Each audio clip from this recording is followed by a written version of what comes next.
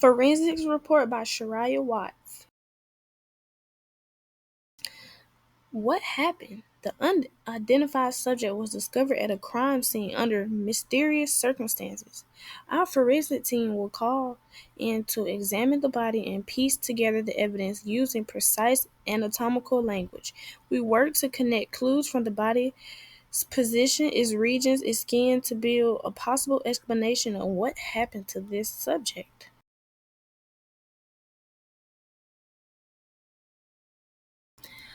The body was found lying supine, face up with the anterior side exposed, and the posterior side pressed against the ground. The head rested superiorly to the trunk while the feet extended inferiorly.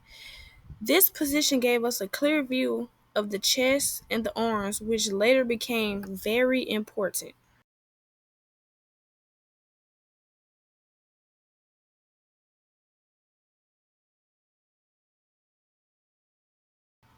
Starting from the upper body, the celiac region showed no visual trauma, but the thoracic region drew our attention because it was fully exposed.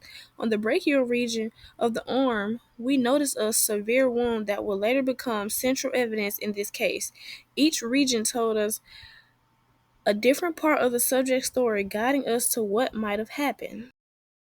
As we moved lower, we observed the abdominal region, which showed discoloration and signs of stress.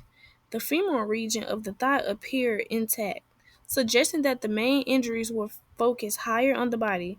Carefully noting each region allowed us to build a map of where the most important evidence was.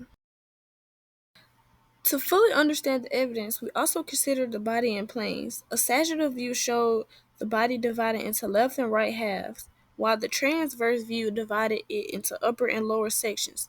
Thinking about the body this way helped us imagine how the injury spread through the different areas and how deep the damage was.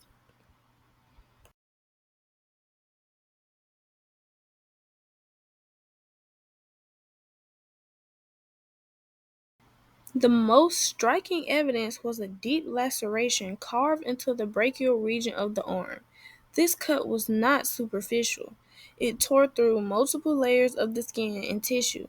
To understand its true impact, we traced the injury through every level of the body's organization, from the microscope to the entire system. At the molecule level, the laceration damaged collagen fibers that normally would keep the skin strong and flexible. On the cellular level, fibroblasts rushed to the scene trying to repair the wound. The tissue level showed a complete break in the epithelial barrier. At the organs level, the skin as a whole was disrupted, and finally, the integumentary system revealed clear trauma. This single cut was not just skin deep, it affected the body on every level. Another clue was cyanosis, seen as a bluish tint on the lips and nail beds. This discoloration suggested that the subject's blood carried too little oxygen. Cyanosis pointed us towards possibilities of suffocation, heart failure, or another condition that left the body starving for air in its final moments. Blistering along the arm revealed a second-degree burn, showing that both the outer and middle skin layers had been damaged. This type of injuries hinted at direct contact with intense heat or a chemical agent. Together with cyanosis, it suggested that the subject had endured more than one form of trauma before death.